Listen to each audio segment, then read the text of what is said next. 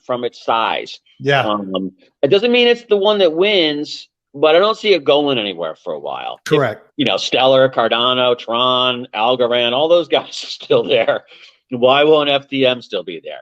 So to me, but I look at it as having the most potential because of things like this, because that is a pretty, I know we kind of go after Cronje a lot for, the cult of personality stuff, but he's obviously smart. Yeah. No, he's brilliant. He's brilliant. Yeah. It's just, okay, what the hell? This blockchain mixin just passed Solana in TVL. They don't even call themselves a blockchain. Peer-to-peer transactional network for digital assets. Launched in 2017 with more than 1 billion total value secured. What's the cryptocurrency wallet with Signal messaging built in? Wow. So like Signal, as in Signal versus Telegram. Yep. Yeah, okay. Fast cross-chain smart contract platform built with the mixin trusted group technology to connect all blockchains and decentralized apps. Okay, this one is even more exciting than the Monet one. Fuck. Oh, what's this throttle identity? This is probably one of those hybrids where you're not KYC'd, but you are in case you do something wrong. Mixin. Kind of like Mixin.1. I mean, I like the name. I see what they're saying, but it's like there's this, Tumblr and Mixer are two words that tend to get the regulator's attention pretty quick. Yeah. That's I don't think it's. Well, yeah, it is. I mean, I would be like, maybe pick a different word.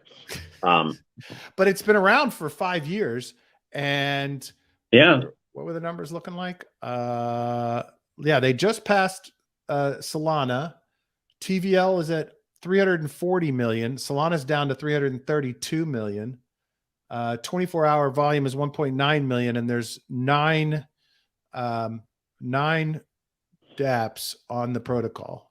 Pando, BWatch, Exxon Pool, Ocean One, Exxon Swap, Option Dance, and Hodl Fox. Almost all of it is on this one. Pando, Open Finance Protocols, 86.65 million TVL website. This is interesting. I love the built-in integrated messaging into the wallet. That to me is awesome. Decentralized financial DeFi services built with blockchain-based MTG technology. Fully decentralized liquidity provisioning, decentralized finance, implemented derivatives liquidity protocol, Pando Rings, algorithmic autonomous interest rate protocol,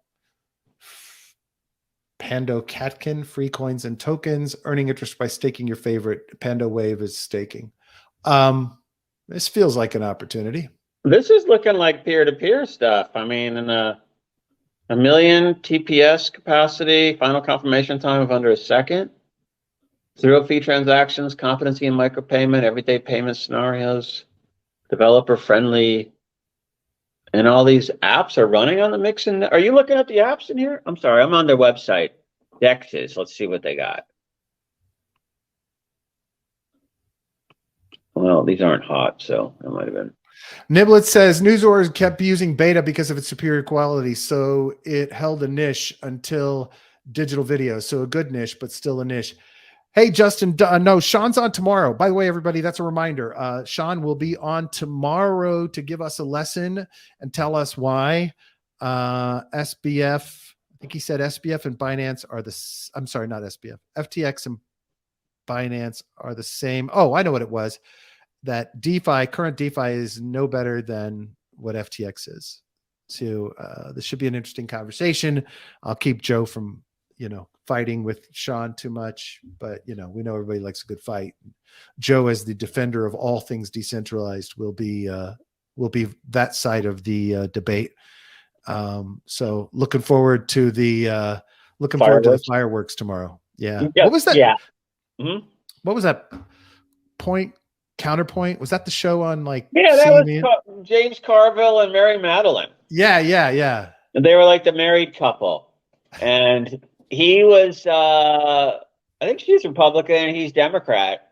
I mean, I don't know if they. Yeah, no, she's Republican and he's Democrat. They were both. She was campaign manager for Bush. He was campaign manager for Clinton. That's right. Yeah. Yeah.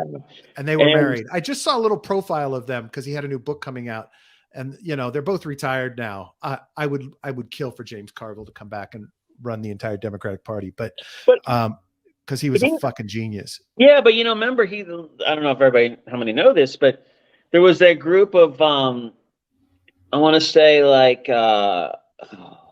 Atwater. There was like Lee Atwater, and his crew in Republican politics back in the day. And you had people in there like who was the guy who was Trump's campaign manager that got busted for all the Russian and Ukrainian stuff? Yeah, what was his name? I don't know. He was one of that group, but it was a group of like Southern Republicans that mostly that kind of led this movement, and Carville basically was somehow involved with them a little bit at the beginning, and then took all those tactics to the Clinton campaign. And so, it was the scorched earth stuff. It's like, I think those guys did the one with, horrible ads. Stupid. Yeah, or the Willie Horton ads, and the Dukakis campaign. George Bush ran the Willie Horton ads against which was like, one guy who got let out of jail early and then committed a crime like murder or something. And, and of course, do we want to guess what color that person is? Look, Carville's just a foot on the neck kind of guy, and don't ever fucking let up. And that's he's playing against those types of adversaries. So you're absolutely right. It's the play. Yeah. And Democrats are pussies. Shizzy said winter clothes are laying out for tomorrow like it's the first day of school. Sean the Winter Bear tomorrow. That's awesome, Shizzy. That is good, man. That is good. But I find myself, speaking of that looming discussion, I find myself more in line with Sean's perspective every day. Just because if you take BTC out of the equation and make that Joe from the conversation. I'm sorry, you're muting me. Oh, I'm muting you. Oh, that when we talk about decentralization, that's the original pure play. Bitcoin. That's the elegant algorithm. Everything else kind of has followed after and has different interpretations. So I think when we look at like the whole security regulatory framework, that whole problem is really just about crowdfunding and Jobs Act stuff, that people figured out a loophole to raise money from unaccredited investors for their plays. And that's what's tarnished all those 2017, 2018 coins. Was they're not securities, but they raised money like they were. And that's what's always going to tarnish them. But Bitcoin always stayed out there on its own. And so now you see things like, the stuff that we see in the decentralized world. We've talked about the names plenty of times, so I'm not going to pick one, that are kind of trying to get back to what Bitcoin was at the beginning. Still is. Wait.